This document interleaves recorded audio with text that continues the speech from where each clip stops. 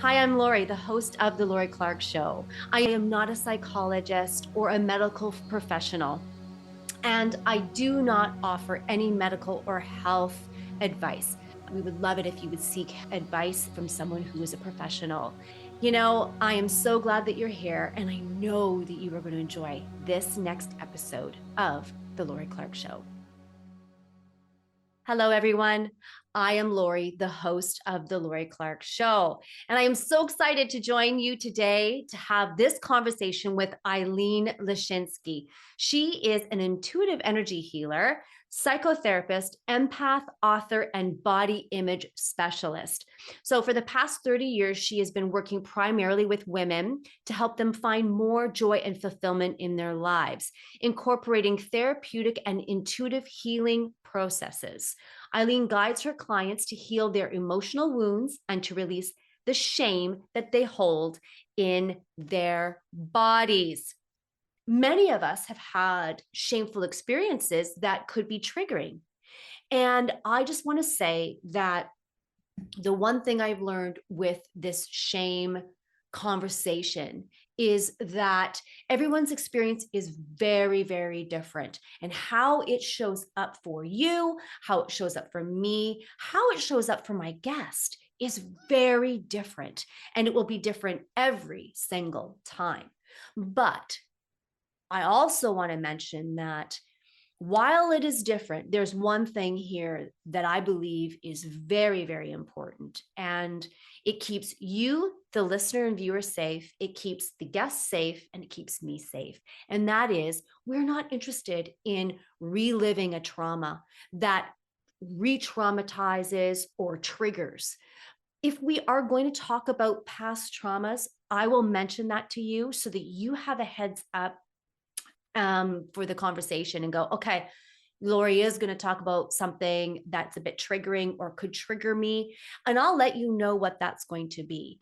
In this episode, Ilene and I are going to talk about shame in the body. So Ilene does have past trauma. She was body shamed. So that might be a trigger for some of you. And if it is, don't worry. If you have to just stop, then stop. If you have to come back to this later, come back to this later. But we are here. We're always going to have this episode available to you when you are ready. So without further delay, let's welcome Ilene to the conversation. Hi. Hello. Almost can't believe we're doing this. Yeah, I know. So I'll just start off by saying thank you for coming. If you just want to take us back to where it all began for you, where the origin came of shame, that would be really helpful for all of us. I would be happy to do that. And origin happens in my family of origin. Mm. And so I'm just going to give you a little brief history. My mother was a very anxious mom who was very hooked into, and not in a healthy way, my paternal grandmother, who didn't think my mother was raising me, feeding me in enough and in a healthy way. And so my mother, in order to please my grandmother to give me more food, devised these really interesting ways of making me laugh. So I'm sitting in my high chair and my mother's dancing around the room, the kitchen, with a mop on her head. And when I laughed, my mom would shove a spoonful of extra food in my mouth every time I laughed. And I'm telling this story because it sets the stage for all of this. But by the time I was 5, I was very, very, very overweight, because what I now recognize is I lost my innate body signals, my innate body wisdom of hunger and satiety. And so that set the stage for half of my life, Lori, being being very hurt by messages I received from my family about my being overweight. And one of the things I recognized not all that long ago, you shamed, and this is my family now, you, the family, shamed what you created. So there was this craziness attached to it. And so I lost the ability to recognize hunger and satiety. I came from a home where there was um, a lot of disharmony. I'll put it that way, a lot of disharmony. And I had learned that food comforted me. So I was a sneak eater. I was a compulsive overeater for half my life. Right. Along with that, though, I was shamed on a regular basis, but I didn't recognize it as shame. I got these subtle messages from my family sitting around the dinner table. Do you really want more of that? Or, all of those kinds of things, monitoring me and what I ate, and being critical of my desire to have a dessert, even though other people in the family are sitting there having dessert. And so it drove me more and more to sneak eating. It drove me more and more to not paying attention to my body and just trying to, like a drug, I learned that food could calm and soothe me. And so now, fast forward into my life, I'm in my late teens, early 20s, and my eating behaviors are all over the place, Lori, all over the place. I'm compulsively overeating, and I am highly, highly restricting my eating Mhm. because I'm trying to fit in. I'm trying to lose weight in a very unhealthy way. I lost 40 pounds the first year I went to college. Most freshmen gain the freshman 15. I lost the freshman 40 for Yeah. me, Yeah. in a very, very unhealthy way. And that started another decade or two of very unhealthy ways to try and control my weight, lose weight, exercise very inappropriately, excessively, and Yeah. very inappropriately. And but that was all driven by shame. The shame that I felt because the memories of seeing the look on my parents' faces or my classmates, and I was teased and reminded that I wasn't good enough, I didn't fit in, I wasn't pretty enough because I was overweight. Shame, shame, shame propelled my behaviors. And it took an extraordinarily long time for me to grapple with this one. And to whatever degree one is ever able to heal from it. And to a very large degree, I have. But what is so striking for me is there are moments when I know I have internalized a lot of shame that was given to me, Lori. And there are moments when I feel that quite exquisitely. And I have to remind myself, Ilene, you're not 5 years old. You're not 10. You're not 15. You're not 25. You are an adult woman and you can calm and soothe yourself without food. You can accept your body, this home for this lifetime. You can learn to accept it and love it, even though it's not designed to be the cultural ideal of beauty. But it is a beautiful body because it's a healthy body, because you, Ilene, take good care of it. So does that give you a flavor?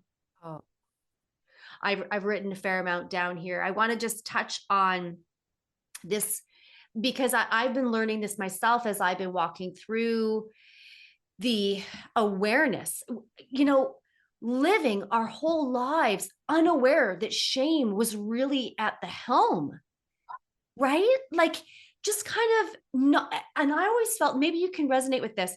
I always felt like it was like there was this resistance and I never knew what it was. I was just battling something and it would not budge. It wasn't budging. And I think it's because of one of the things that you said. Well, there's many things that you said, but the one thing you said, the shame was given to you. Yes. So talk about that. Shame is given to you. So someone puts it on you. It Yes. wasn't how you were born. No, we don't pop out of the womb feeling shame. No. No, we don't pop out of the womb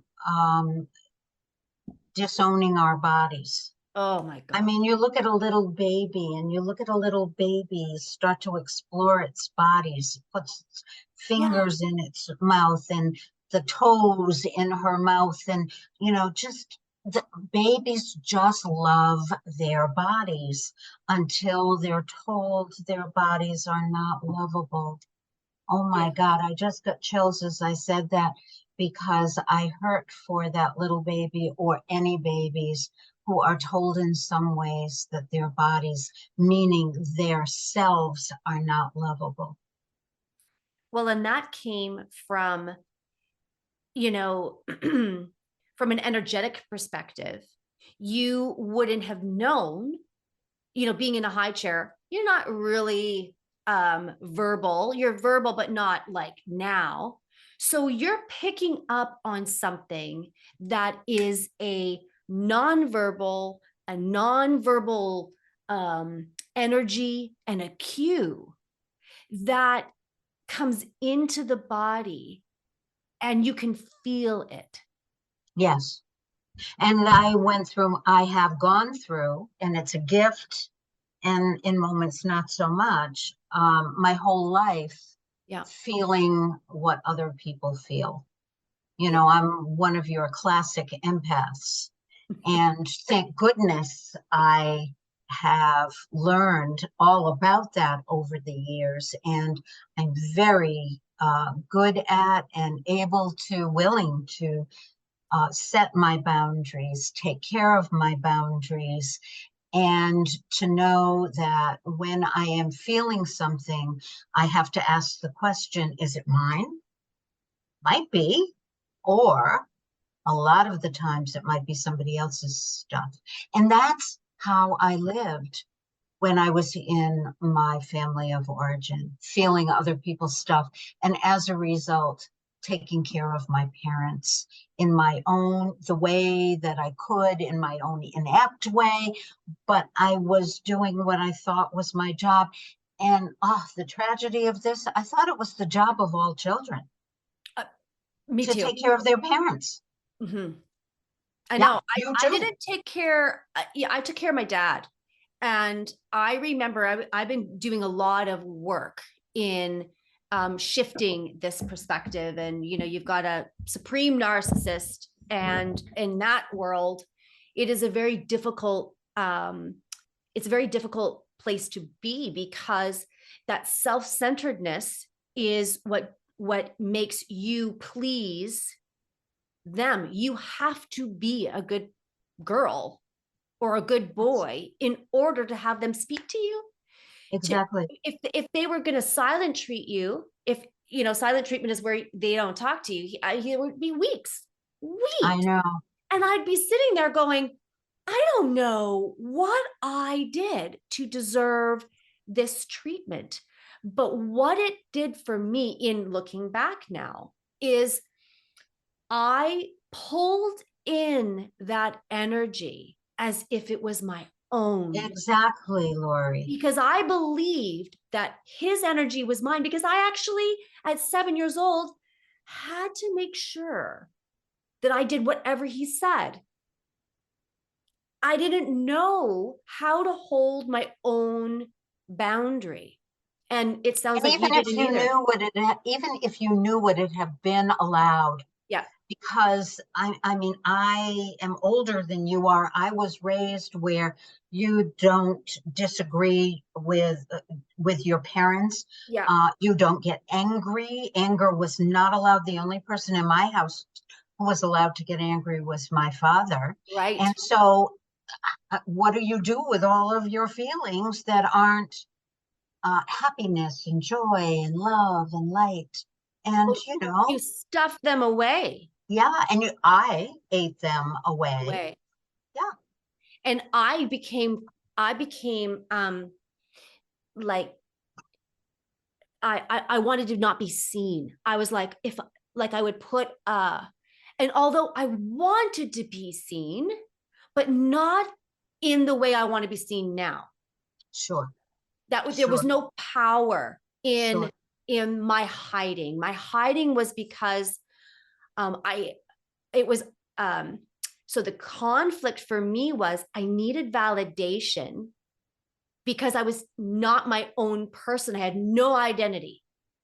When he would say, tell a story, I would tell a story. When he would say, like I would just do whatever he said. And Yeah. so what happened is over those years, I began to realize that my power wasn't my own. Therefore, I just was quiet. I didn't need to be seen, although I was a very extroverted kid, but in the right ways. Mm, And as I grew up, it started coming out in bad ways. yeah, Right? Well, not bad, yeah, but ways that, were not acceptable. And right. that was insecurity or, fears, all those kinds of things, because there's a Mhm. lot of power in learning about your energy. So if you would maybe speak to us about that, because there's people that are, kids aren't necessarily listening to this show. So the ones that have are further along down the road and maybe realize, oh, I was giving my energy or my power or my I had no boundaries with this person because I didn't ever know I needed them. How would you talk to someone and encourage them and kind of unpack this with them? Well, I think you're asking a wonderful question. And of course, it's specific to each individual. Mhm. But I think that there will be these, moments of crisis, so to speak, Mm. that say to an individual, oh my goodness, something's off here. Something's not right. I don't like the way I'm feeling. I don't like myself in relationship to this person. And those are moments when we get a chance, if we allow it, because a lot of people don't, unfortunately, to go into an inner journey, to go into exploring energy, spirit, soul work, to go into therapy, to work with a healer, but to figure out why, how come I'm not feeling good, good Right. enough, good about me? How come I'm feeling like I'm disconnecting in many ways? And in those moments of crisis, and even if it's not a typical crisis, but in those moments, we have an open door. Okay. And some people do this inner journey beautifully with just themselves. And there are many of us, and I would be one of them, who needed, and I still do, a guide, Yeah. Yeah. to help with that journey. Yeah. Yeah. Does that answer your question? It does. And now I have another one. More. Um, so how do we allow healing? Another wonderful question. There's something about, and I don't want to get too pedantic about this, But there's something about the difference between who we are and what we allow in the first half of our lives, Oh yeah. compared to the second half of our lives. And I know, if I look back, I was too busy. I was too busy, although I was in therapy in the first half of my life, but not in the same way I was doing inner work in the second half of my life, because we're running and going and doing, and we're trying to form relationships and build families and careers and all of that. And the point is, a lot of the work of the first half of our lives is external anyway to Right. us. And then we hit whatever the marker, Yeah. pick an age. I can't even remember when it was, what Mine it was was for. 17. I was 17. Ah, ah. And so we hit a marker at some point, and then there are light bulbs that Yeah. start to go off and say, there's more to this life than just the running and going and doing and creating everything external to us. There's something about heart and soul. Mm, There's something about peace mm. and serenity and being able to live in a state, not like in the United States, a state, Yes. State of that, but peace. a state of being that's comfortable for me or for you. And I think that whatever half of our lives we're in, just to have that information and to know if we keep, and I guess this is thinking back and feeling into it, Mm. when I kept coming up against, whether it was a roadblock, a brick wall, an obstacle, a pothole, Bottle. yeah, really, that when I kept coming up against those, I was asking myself, I started to ask myself, okay, this has meaning. These things have meaning. And I need to find the meaning. I am right. I'm creative. I'm a go-getter. I'm a this. I'm a that. Uh, and yet I'm coming up against these obstacles. And so, what does that mean for me in my life? And we all come up against obstacles. Well, then to reinforce what you've said, who we are in the first half, I always found this interesting because, you know, who I was from birth to I went to kindergarten was a different person than when I went into kindergarten, into elementary, then into, so we had these seasons of our life, but I clearly Absolutely. remember at 17, I went, whatever I just experienced in these 17 years, I don't ever want to live like that ever again. I just kind of went, I don't know what to do. And I never, disowned my family or my family of origin. I worked with them a lot. I was very transformational in my approach.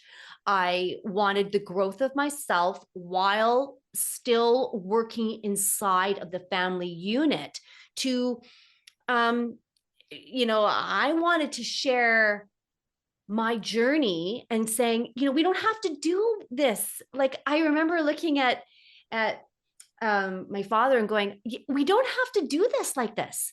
Like we can actually be really civil and healed, and it isn't shameful to ask for help. And I remember all of that encouragement, and it just fell on deaf ears. But Of course.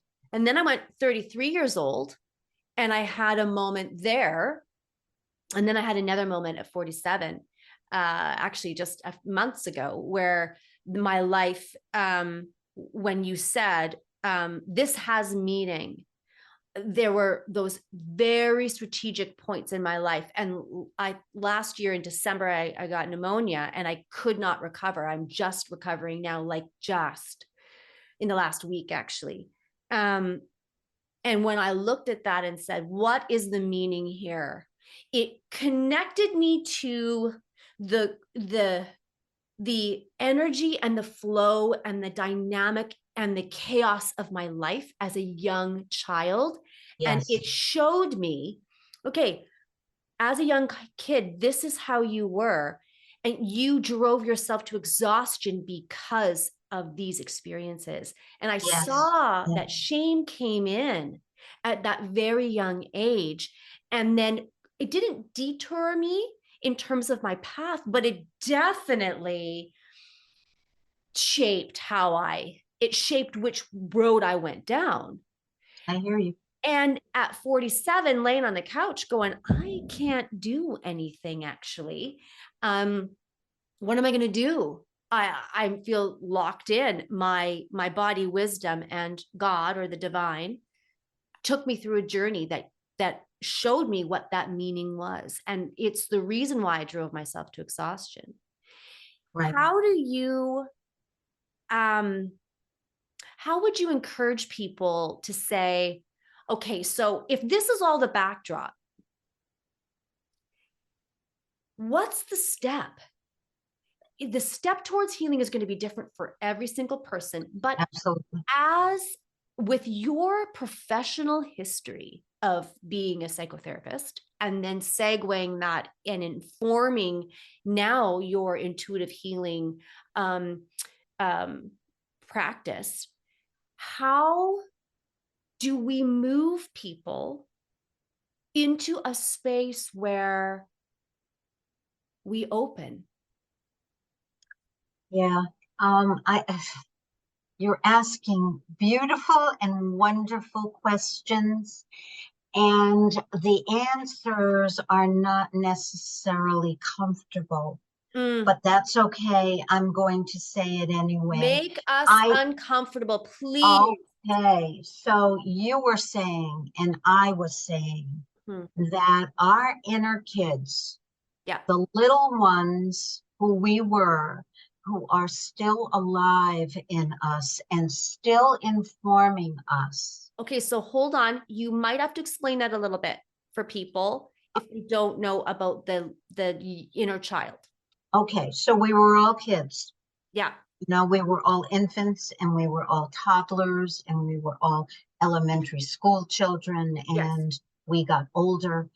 But the experiences that we had Yes. during those very formative years, and I will say particularly, we've heard this before, between birth and 7 years old, although the formation of self happens as we get older, but those early years left us with marks on our psyches, on Right. our spirits. Yeah. And they left us with these marks that when something in our current life could be someone's listening to you, they're 20 years old or they're 45 years old, whatever the age, something happens and we get poked.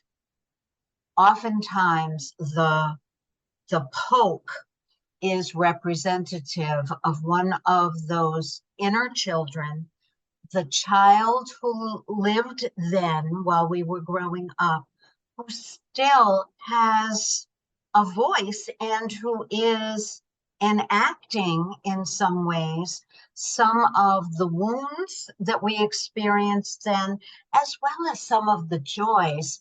But the poke generally happens when that little one uh, feels something that's not comfortable or that hurts Is a in poke a some way. trigger?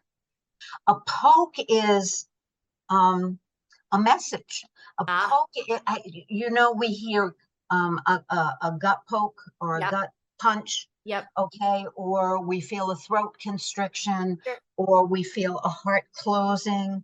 Okay, those things happen, and they could happen for other reasons. Sure. But so much of the time, those visceral experiences are from an inner child who is saying, I'm not comfortable right now. I just got triggered. And Because so, It's not the Because trigger. Go ahead. because that inner child, is that child frozen, or they're just sort of stuck in that space of like, I was bullied. So, and I know you were as well. So when I've shared this recently, that one of my fears, one of my core issues is that I don't want to share with the world on social media. I'm happy to do this, but on social media, I'm not, because it's personal, right?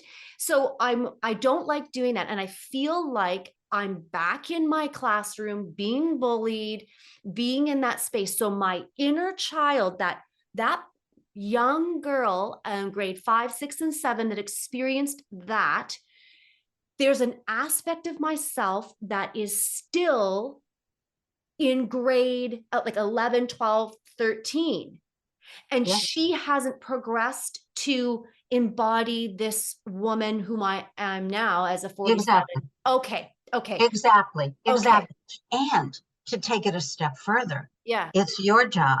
It's my job as the adult woman who gets it and who understands that there's still a little one of whatever age who's hurting, to embrace her, to have conversations with her, Mm. to have a cup of tea with her or milk and cookies with her and say, tell me, talk to me, tell me everything, all thoughts and feelings that you're experiencing, because I'm here to listen to them, probably for the first time in her life. I'm here to listen to them and to love you and to embrace you exactly as you are. And I'm here to help you to heal. And when we help her heal, we're him, we're Yeah. them. Yeah. When we're here to help those inner kids heal, we're Yeah. healing ourselves. And we are being the parents that we never had. We are Exactly. being the friends we never had. Yes. Oh, Yes. Yes. Yes. Yes. this is the interfamily system work by Richard Schwartz, right? Yes. Yes. And it is very popular these days. And Yeah. this goes back long before Sure. um, IFS. Yeah. But absolutely, and I love it that it's so popularized because, you know, the inner family systems experience is we have parts. And of Right. course, we have parts. And sometimes our parts are relegated to certain ages, and some parts have different roles to play.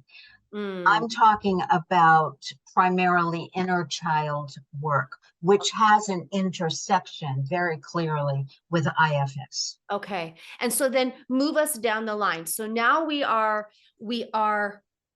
learning from you a potential opportunity to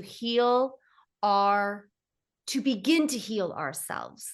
Yes, Given that everybody has their own diverse background, their own context, and we are yes, not putting people in a box as to say, this is how you have to do it, but this is a really good option that has worked for you. yes, It's worked for me.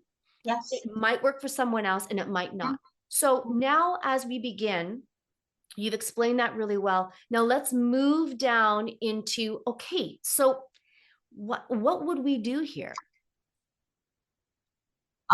Well, again, everybody's different. I did, well, so when I was in my late 20s, early 30s, I went into therapy, which made me feel seen and heard for the first time in my life.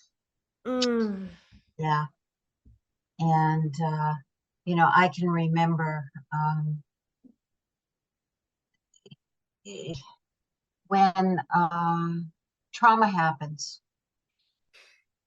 micro traumas or major traumas in our lives. yeah, It lays a foundation for a certain way of interacting with the world, yeah, which is usually I'm going to protect myself kind of a absolutely. way Yep. of uh, moving through the world. And then because trauma just doesn't happen one time, No. wound happened to us just once.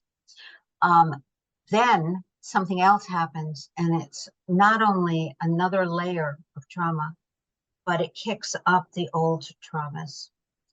And I remember this was probably, oh my God, 3 years after my divorce from my first husband.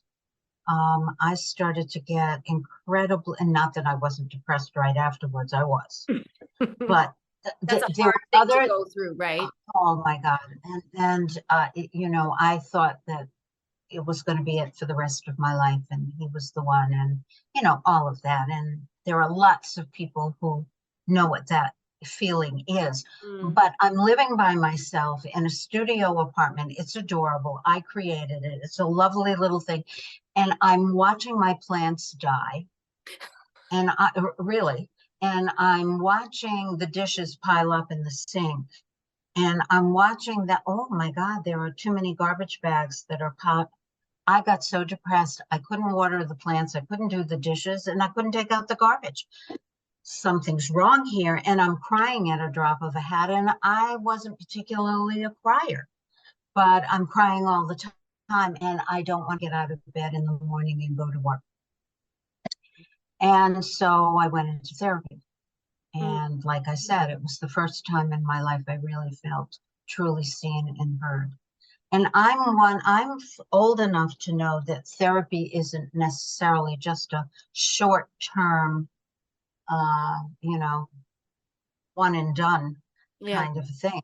Yeah. I was in and out of therapy for the next, I want to say 15 years, Mm. not 15 years, 5 times a week kind of therapy, but every day and every year, but in and out because it worked for me.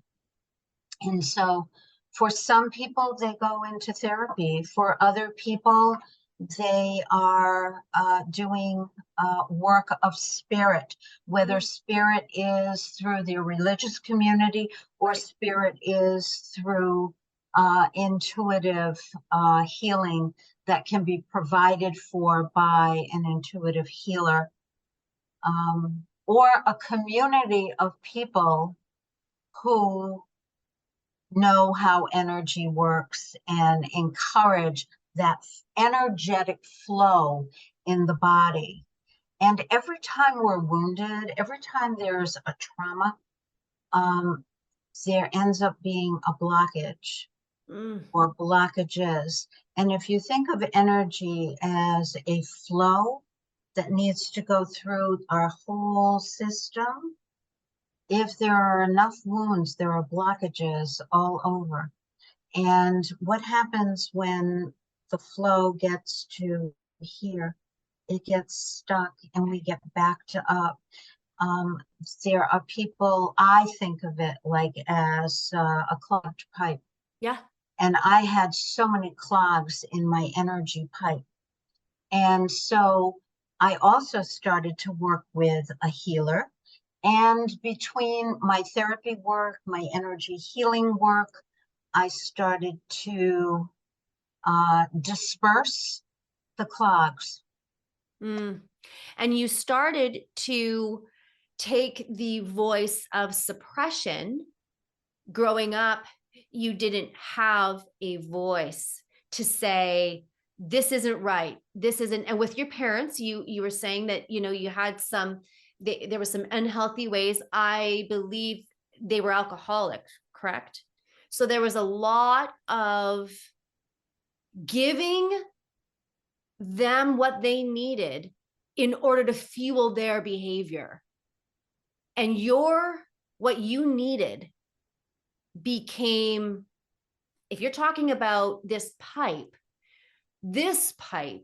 that is our throat, I bet you it just was blocked in many ways. Blocked, And one blocked. of the beautiful things that you did there's two things that I can think of that unlocked the voice for you is you wrote a book and you have a beautiful group of women that you lead through Yes, They're they're releasing shame in their body. exactly. And that's two ways. Well, and Yes. you really started fixing yourself and healing yourself. So, you know, this is really interesting because it comes out in so many different ways for us all. And for me, my push down was, again, I didn't have a voice in the way that I knew I needed a voice. And it didn't really dawn on me until I started doing the podcast, 4 or 5 years ago, where I went, oh my gosh, this this gives me what I didn't have. It's a platform in the freedom to speak. How do you look at this voice of suppression that you were feeling as a woman, as a child, as a teenager, and how has it unlocked in those ways for you? Yeah. I want to start with saying that 17 was an important number and age for me as well. I went to college. I'm from Massachusetts, and I went to college in Boston when I was 17. So I was young. Yeah. And I went to Boston, and my world changed. I mean, Boston, my experience of going to college, but more importantly, Boston changed my life. Mm. And like it was like a world that opened up to me. Now, if only I could tell you honestly that that was it. Go to college and you're cured. Right. It doesn't work that way. But No. unlike you, and I'm not bringing contrasting here, I had no desire to work with my family system because I think within my family system, because to tell you the truth, been there, done that. I can't do it anymore. And my body physically reacted when I had to go home. And so the way I saw my going away to school was I ran away from home and went to college. I ran away from home at 17. And yes, did I go back? The first year I went back. After that, I didn't go back. Now, did that mean that I didn't go to visit my parents on occasion or other family members? Um, of course I did. I did, but I didn't ever consider where I grew up home again. And Are you estranged from your family, or were you ever? well, my parents are deceased. My sister and I have always had, sorry, my my sister and I have a relationship. It's not close. Um, and I tried. Uh, th- there's like, we are very, very different people. And so I keep in touch. She keeps in touch. That's nice. You said, unlike me, you had no desire to connect to your family, and it just dawned on me as you said that. Oh, I had no desire either, but in my belief system, I grew up as a Christian. That was what you did. It You was your honored job. you honored your parents, whether they were abusive or not. Yeah. Pressure and all kinds of And you felt it in your body. And oh, I used to feel like there was an elephant's foot on my chest. I felt um, like there was this chaotic energy that would shoot through me, and I would just be like this, like I walked on eggshells, and so I ignored the feeling in my body so that we could be peaceful, calm, and happy. And guess what? We weren't any of those things I know. because I ignored Exactly. the feeling. And so can we talk about why do we can we answer the question, why do we ignore the feeling in our body for this growth and transformation, or to people please, or, you know, why do we ignore our innate body wisdom for someone else? What happens and why do we do it? Well, because that is a complex and complicated I want it question. all. I won't even talk. Here, watch. I'm just going to cover my mouth now. You can ask away and interject anytime, but I'm going to try and give you the long and the short of this, the Yeah. down and the dirty. Okay. So, one, we live in a culture that elevates the mind over the body. Western culture does that. Western culture says this is the guide, and this is the vehicle that's going to wreak havoc on your life. It's dirty, it's messy, it bleeds, it has these desires that can lead us down the path to evil. All of this. Okay, all of this is, and is this true? I guess it's true if that's the mindset that you adopt in your family of origin. But I would also say there that the body, to me, is the master teacher. We don't get thoughts and then have feelings. We get input from the body, which leads to a thought. And more often than not, what we're then going to do is say, no, no, no, no, no. That's not true. What just got communicated here in my body can't be true, and we replace it with a thought. And one of the things that I have come to truly, truly believe is the mind will trick us, but the body can't. The body can't. It's our innate wiring. It is, I mean, think about it. Think about how babies are born. It's all about the body. When babies go through grow in mom's bellies and go through the birth canal, and it's all, and the umbilical cord, and it's all about body, all about body. And then somewhere along the line, someone says, no, you didn't feel that way. Or, so what if you've got a pain? You know? And so it took me half of my life to get back to my body and to trust it, to trust my body. And I've been working with women for 30 plus years on how to trust their bodies. Did How I do I answer your trust? question? Yes, of course. And it's beautiful. And now I have more questions as per usual. Okay. So I believe the body is the densest part of the soul. That's one of the things I believe. Because, like you said, if we begin to ask ourselves the question, this has meaning, then you're gonna get the meaning in You're going to get an whatever answer. way. You're gonna get it whatever way. Now I think we've both said this, but we could repeat this again. We didn't. This has been a a lifetime journey for me. This Yes. is not something that I just kind of healed over 5 years or even 10 years. I was 17 when I went in and I looked at this woman and I said, I remember I was at home. It was a Sunday morning and he was raging. And the traditional thing he would be raging at home and beautiful outside of the home.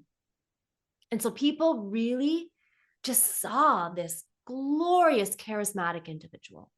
Mhm. And I remember going to church and I remember sitting there just going, I cannot tolerate this pain anymore. It's so painful to be in my body. I was not in my body. I was outside of it. And so I went to this woman who was a counselor and I said, hey, I know you do counseling. I need to come and see you.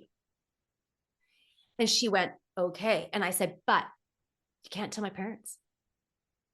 because this has to be in secret, because what will happen, I can't deal with it. And eventually I found out, and it was hell. I remember, it was really bad. I was, but I kept Yeah, going. I kept going. And my introduction to healing was, this doesn't feel right. exactly. Exactly. And then we went into, well, if it doesn't feel right, then like talk to me what you're thinking. And then I would explain that. So I, at that point, started learning about these baby steps, right? Boundaries and really important things that I didn't have.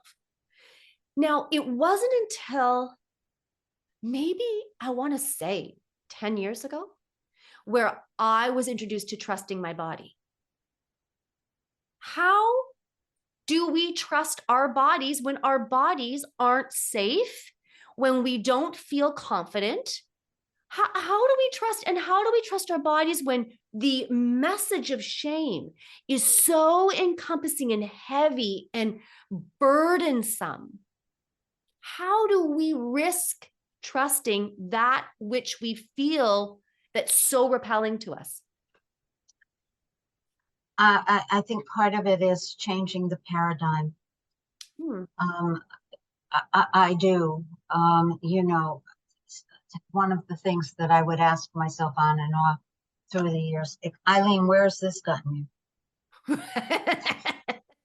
You trust this, Where's your brain?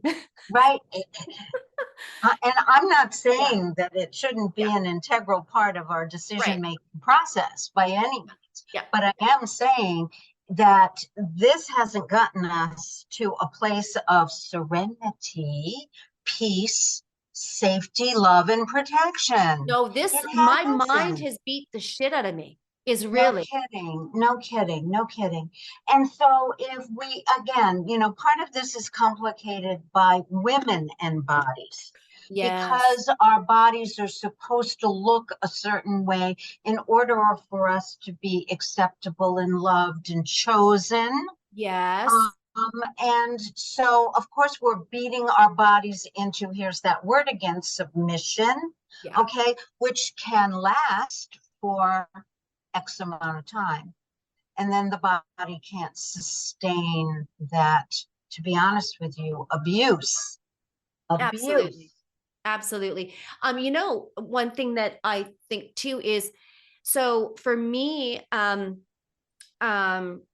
if if your body has been um, treated disrespectfully, if you have been harmed, in any way, where your physical boundary of your body and the space that you hold has been harmed, it is the same experience as being body shamed. It's the same. Absolutely. Absolutely. So then those inner workings are the same. Yes. And it disconnects us from our bodies, Totally. disconnects us, alienates us from our Absolutely. bodies, Absolutely. and the shame alienates the actual physical harm that is done to bodies. And yes, they're done to male, but shame, wounding is done to male bodies, but it's still, the numbers are extraordinarily higher for women. Yeah. And and so we become detached Yeah. from our bodies. And part of the healing process is to embrace the body again. See, when I was doing a reflection just a few weeks ago, I I realized something that I didn't back up by anybody who with anybody. I just felt it. So perhaps we could explore this. So when my boundaries were crossed, I remember feeling completely numb. I remember, when being bullied, feeling completely numb, all kinds of things. So any big or small trauma, I remember feeling numb. And what I remember is all my emotions left me. Yes. But the one thing that was there was shame. Why was shame there? Like, because then I think to myself, okay, but then shame was saving me because it was the only emotion that showed up for me.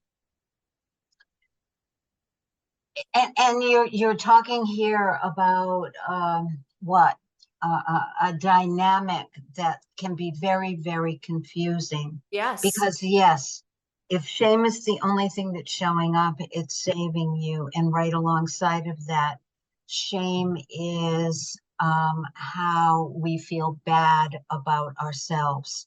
And as we've said earlier in this podcast, that that those feelings were imposed upon us Yeah. and we internalized Yes. them. So yes, it's saving, but it's also wounding. And so there's that dynamics that's really hard to grapple with. And we need to hold this and that. It's not one or the other, but anyone who makes us feel ashamed of ourselves is making us feel bad about who we are inherently as a human being. And that is just such a huge, huge no-no. And so, yes, we feel it. There it is. Okay. There's that question again, or the Mm. statement. This has meaning. Mm. What's the meaning of this?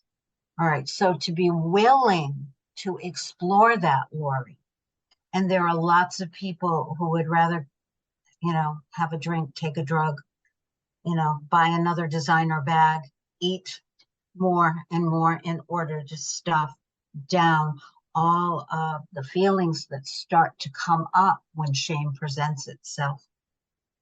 Wow. Wow. Wow. Wow. Yes, because then what happened for me, and again, you can reflect on this too, is so then I experienced shame. It it was the only thing that was available to me. I and it changed who I was. You and I both showed each other our pictures of us as little Yes, girls, who we were before the world told us who we should be. And exactly. and and I remember when the world, one moment to the next, I was told who I was and who I wasn't. And I remembered thinking, I can't be that person who I was a second ago. I have to be this person now, because if that harm could come to me, bullying or assault or whatever you want to say, it was who I was then is not worthy enough. So I have to be different. I must adjust my personality. And I was getting that all the time at home from this parent who was telling me that I was safe with them, who, loved me more than life itself, but were gaslighting and abusive physically. It's like, one second you're the queen and the princess, and the next second you're being, pushed around. Sure, sure. Very different um, expressions, Absolutely. and very hard. All of those things begin then to say to you, okay, your body isn't safe. So, whoops. So, who you are isn't safe. Your body isn't safe. You go down a trajectory that takes you to get away from it. But then you get to a point in your life where you've run so far away from your body that your life is calling you back. Yeah, I Now, agree. how do we get back home? Honor where we are.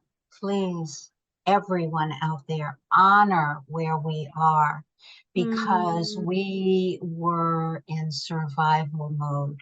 Oh, yes, And yes, we're alive in the here and now, in this moment to answer the question. yes. Because there are lots of women who don't make it, or men too, make it to that point. So we honor where we are and we say, I, I mean, this was my message to myself. I have to come home to my body. Oh, yeah. My body is my home. My body is my home for this lifetime. Mhm. This body is my home. Yes. I honor it, I respect it, I take care of it. And even if we don't initially believe, and I didn't, everything I was saying to myself, the message I was sending was a form of an affirmation. It was a form of an intention. And so I learned how to take care of my body by listening to the messages my body sent me, even in the most basic elementary ways, like, Ilene, are you hungry? You're in the refrigerator. Are you hungry?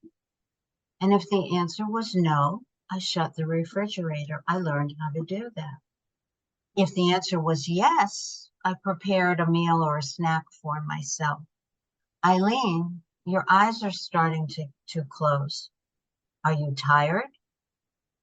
Yeah, I'm tired. Okay, so choice. I grab another cup of coffee, my umpteenth million of the day, in order to keep running and going and doing, or I learn how to honor the body's message. Ilene, you need rest. I take myself to bed. Those kinds of things are really important. Those basic things of how to feed ourselves, how to rest our bodies, how to move our bodies, because bodies were made to move. We're not supposed to be sitting in a chair on a screen for 24/7. We're supposed to get out there in nature, put our feet on the ground, and get the energy from Earth. Earth Mother. Yeah, from the earth. Yeah, exactly. And even things like our elimination of toxins. How many of us, and hey, I know I'm not the only woman in the world, but how many times have we said, oh, I can hold it for a few more minutes while I take this call or I answer this email? And I mean, that's so unhealthy. That's how we get infections. I mean, the body says go, we're supposed to go. Right. You're And talking so, about peeing. Go pee. yes, Go and poo. and yes, Poo and pee. exactly. This is Poo don't and deny pee. this. I'm hearing you. I'm hearing you. It's I want body I wisdom. am hearing you. I'm hearing you so clearly because our affirmations can cause life or death. And if we Yes. are affirming negativity and we are affirming the I don't, my body doesn't work for me, I don't like my body, it's not safe here, my body's gross, look at me. And you've said that you were not speaking highly of the what you were given. And many of us don't even look. I don't have a body weight issue, but I have just did a podcast a couple days ago where I look at myself in the mirror every morning and I go, oh, look at how you look. Your bags under your eyes. Look at the wrinkles. And I am Do I not. have to yell at you?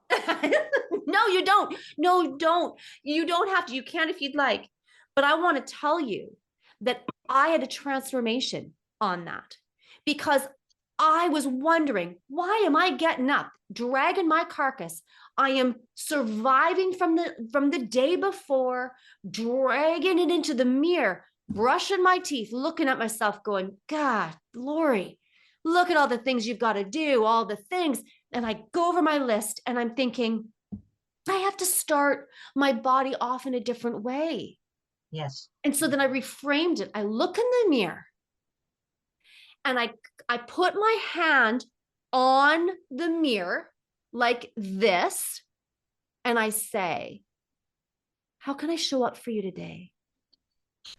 I love that. Just as if I was doing that to my baby. Yeah, yeah, How exactly. can I show up for you today? Yeah. And it softened the Yep. way I wake up and I moved out of survivor mode. Because this is the thing. When you were raised in survivor mode, you don't know how to turn survivor mode off. So the body, the cortisol, everything is pumping, and you don't know how to shut that system Yeah. down. Any recommendations? Yeah, you, sure. you wrote a book, right? I did. I wrote a book. Reflections of a Fat Girl. But it wasn't a book. It isn't a book about me per se, although it's a book certainly because of my life experiences. Yes. But it's a book about women, and it's a book about all of the incredible things we have to go through in our lives as women, and how I just think women are so special. Mm, I mean, we're just these incredible, beautiful, wonderful, smart creatures. mm. But in answer to your question, how, what are the self-care practices that work? Yeah. And they can be different for everybody, but I meditate every day. Okay. I do grounding work every day. I have a particular breath work process that, because I've been practicing it and using it for so long, I take that first inhale breath and I go to the relaxation place that works for me, which is the ocean. Yeah. And I'm floating on the water. I'm 5 years old. I'm floating on the water. I feel the sun on my face. I can smell the ocean. I hear the seagulls. And I am in heaven. And it just makes me feel so serene. Mm, So the point is breath work, grounding, meditation. And when I have, and they happen, because I'm a human being, even though I'm an energy healer and a therapist, mm-hmm. I'm a human being. And when I have thoughts that are contrary to Yeah. a healthy perspective of self, Well, whether it's thoughts that as you're laying on the water, the thoughts, anxiety thoughts would be a shark comes up and bites you. either that or how can you expose your fat belly, Ilene? Okay, the shark might be a Shark blessing. attack or exposing your belly? Which one? What are you Yeah, gonna pick, well, Ilene? yeah, yeah. So the point is, when I have negative thoughts, Yeah. I gently say to myself, and I'll tell you why in a second, stop Okay. it, Ilene. That's not helpful. Gently, gently. Okay. Stop it, Ilene. That's not helpful. Because what happens is the neural pathway, we create neural pathways in the brain. And we can create positive neural pathways. We create more often than not negative neural pathways. Yep. And so when we keep saying the same kind of negative thoughts to ourselves over and over and over again, we deepen that neural pathway. So it doesn't become just like a train track. It becomes a rut. And the rut gets deeper and deeper and deeper. And then in my imagining it, it can almost become like a grave Wow. where we are we're dying emotionally because we are saying such harming things to ourselves. So my stop it, Ilene, that's not helpful. And then my really visualizing, I take one foot and I step out of the negative neural pathway and I start a positive neural pathway. I go on to another track, another pathway. And I need to remember that I am in charge of that. I'm not, spontaneous thoughts are going to come without a doubt. Yeah. But what do I do with them? I let them, like rabbits, have more babies, okay, and grow and grow and grow and reproduce and reproduce, or I stop it in its tracks and created a positive neural pathway. That's been a game changer for me. And one of the things that I remember early on, I'm in my early 30s, and I'm recognizing how I went around with, I kept a little pad in my pocketbook and a pen. And every time I had a negative thought, I wrote it down. Oh Every dear. time, oh dear, oh dear. Can't tell you how many notebooks I went through. But um, um, I found a commonality in the messages I was sending myself. There was a lot of, Ilene, you're stupid. That was stupid. You're stupid. It's so stupid. I'm so stupid. Mm. Stupid, stupid, stupid came up a lot. And I had to say, at some point when I recognized, what messages are you sending yourself, Ilene? You are so not stupid. Not to say that you haven't done foolish things in your life, or that this was not a great choice, Right. but you are so not stupid. And once I recognized the primary thoughts I was sending myself, that wasn't the only one. It was about, like, you're fat, Right. really. How can you have the courage to go out of the house? Uh, Wow. anyway, the point being, once I recognized, I was able to challenge the thoughts and change the thoughts and be far more loving and gentle with myself, because what it was having Mm. was a tremendous impact on my body. Tremendous. It was like layer upon layer upon layer of shame that I was wrapping myself in, cloaking myself in, layer upon layer upon layer of shame. So, And this is interesting when you said, you know, my thoughts, and I would, you'd write down your thoughts.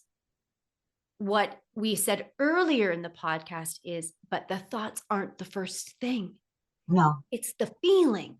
yes, And that's the difference, is yes, the feeling is yes, in our body is the beginning stage. And so, I mean, I would say to those who are listening and watching, and as we wrap up, I would say, if there's a takeaway from this show, this podcast, that everybody can take away and begin to action, so that when we come back the next time, because you're going to come on again, I would love you to talk about shame in the root chakras. Then I'd like to go up absolutely. through the chakras, because I think that's very important for us. You'd have to explain chakras first, and then we can do that. But the one thing would be to begin to write down the feeling Yes, and a thought. So I'm yes, feeling like I can't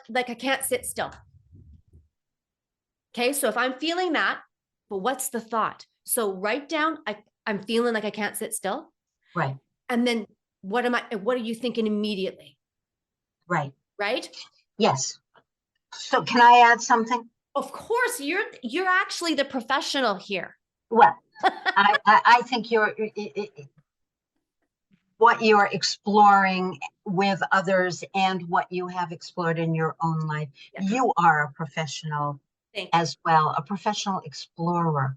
I'm Dora the Explorer. Dora the Explorer. So this is what I would say. Okay. Yes, there are some people who, I'll start off by saying, when I was in my early 30s, I wasn't able to access the feeling first. I know. I was able to access the thought. Me Okay, too. so there are listeners out there who might say, but I don't get body feelings. I don't have a feeling. I have a thought. Okay. Write down the thought and then take the thread and pull it back to the body.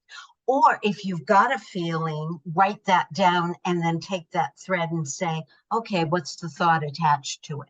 It can go either way to help us explore Can you ourselves. give us examples of each of those, please?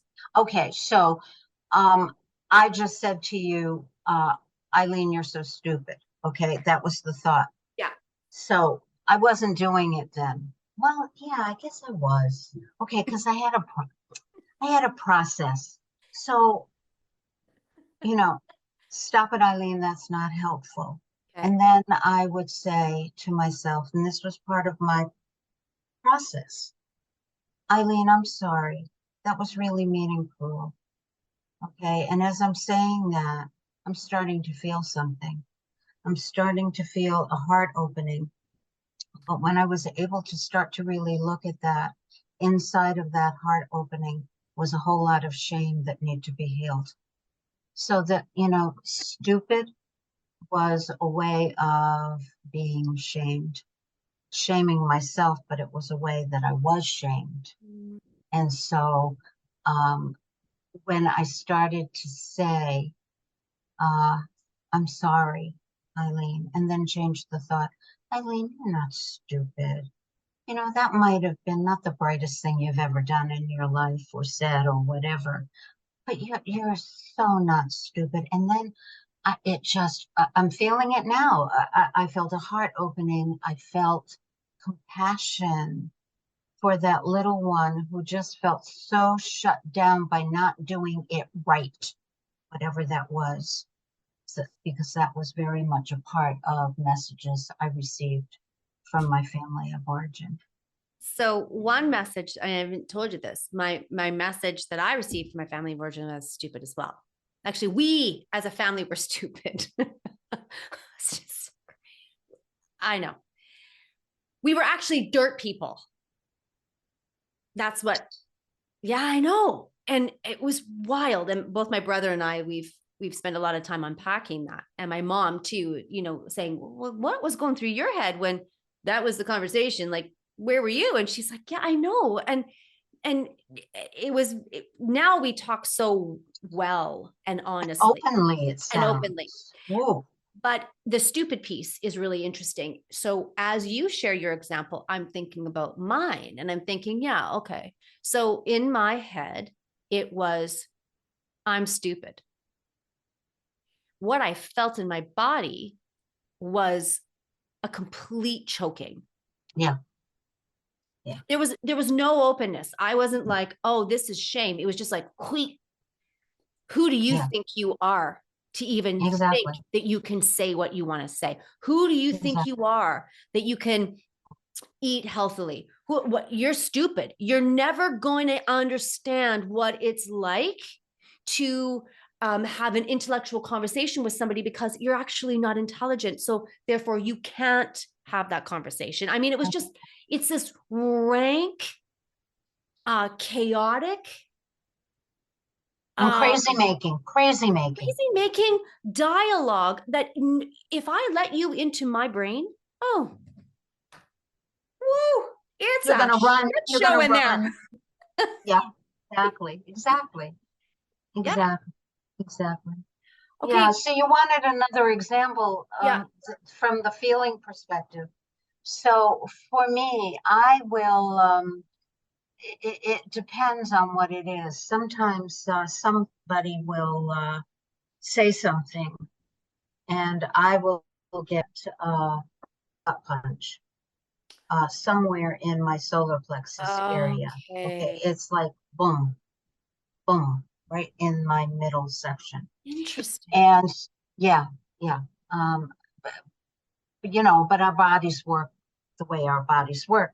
Yeah. That's what happens for me.